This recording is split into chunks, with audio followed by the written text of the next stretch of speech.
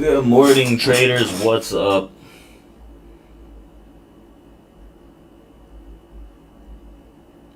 Move this down a little so I can lie down like this. How you doing, everyone? How's my new camera, first and foremost? Is it better? I'm pretty happy with it. But anyways, it's January 8th, right? It's Wednesday. Markets are closed tomorrow, so I guess it's kind of like a weekend almost. But we have a decent bit to talk about today. Markets got brutalized yesterday after a tech-induced sell-off. Huge downside came about in a lot of equities, specifically NVIDIA and a lot of big tech names. Now, NVIDIA, it seems like we talked it up a decent bit yesterday pre-market, that it seemed like investor sentiment was pretty positive. It looked pretty good, but it doesn't seem like real big money was very happy with the announcement. Kind of pushed quantum computing back a decent bit, and it wasn't as impressive as a lot of people thought, and the market agreed with that. We had a massive downside move on NVIDIA, down over 6% yesterday in a single session, from new all-time highs to cratering back into the general range and balance it was trading. It's up a bit here pre-market, but generally big tech got dismantled yesterday. Palantir is another one that has been just zooming higher for quite some time and finally pulling back. But a lot of the big tech, right, from the Mag 7 did get a healthy beating yesterday. It's not like it's broken upside structure or completely gone dismantled, but it is looking pretty sour. And Meta is going to be one of those topics that we are talking about today after a decent little downside move and after Dana White was announced on the board. So as things shape up, right, we're in a position where the markets are looking to, they're pretty fragile right now. They are looking potentially to see a little more downside before we can potentially call a bottom or whatever the case is. But right now, I am still a bit cautious of the downside. I understand that we had a pretty big sell-off day. That doesn't mean that every single day is going to be a massive sell-off day until the rest of time. This could be the beginning or it could be a turning point as well. Generally, dip buyers do come into this market. It's just the situation that we're in. But I think we're going to have to discuss that when we talk about the futures and the S&P and whatnot in just a bit. But I think that generally healthy pullback this year is to be expected. Everyone is looking at these markets and thinking, well, everything's extremely overvalued. That is the case, but when everyone does think everything's overvalued, there's usually some more upside that's pushing up. But at this point, it's just like everyone understands that it's overvalued, but what are they doing about that, right? So that's going to exhibit some kind of sell-off and pull back. Now, a lot of this yesterday was driven by tech sell-off, and we have some news about Meta, right? Social media giant Meta is making some pretty big shifts as a company with President-elect Donald Trump entering office for the second time. We also have key figure from the MMA, Dana White, who is an instrumental in the Trump election campaign, has also been appointed to Meta's board, while Republican policy executive Joel Kaplan has been tapped as the head of global policy. And bigger yet are the content changes coming to Facebook, Instagram, and Threads, which together have more than 3 billion users globally. So the quote from Mark Zuckerberg in the most recent video, what started as a movement to be more inclusive, has increasingly been used to shut down opinions and shut out people with different ideas, and it's gone too far.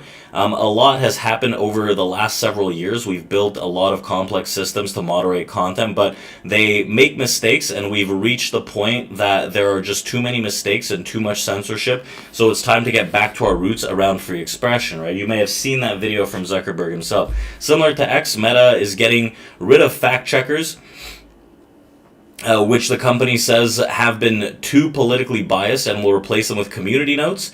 The social media giant will also simplify its content policies and eliminate restrictions on topics like immigration and gender.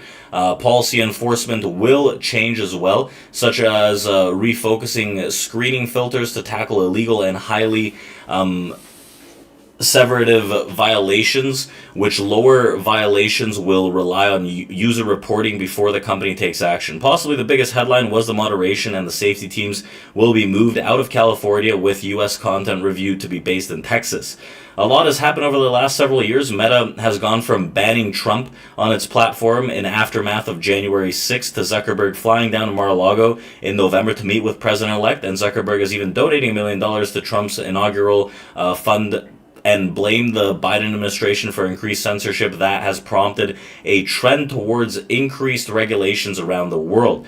A moment of reckoning. Business is business, right? Call it what you will, but the stock is the bottom line, and Meta, I think, has still a lot of potential. A huge cash cow. It's explored those avenues as of recent, right? Remember, we had a pretty big downside move starting in 2021. 2022 was pretty awful, but Meta eventually did bottom out, right? Printing under $100, and since then is up 6 times over, right? A massive dip buying opportunity.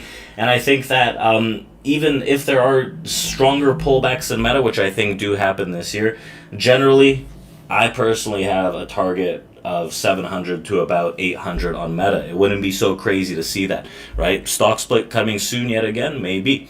So as we're looking at this, we have some news today, if I am not mistaken. We've got wholesale. We got Fed's Waller that spoke this morning. Wholesale inventories. We had ADP jobless claims this morning. We got non-farms on Friday. We got EIA Petroleum.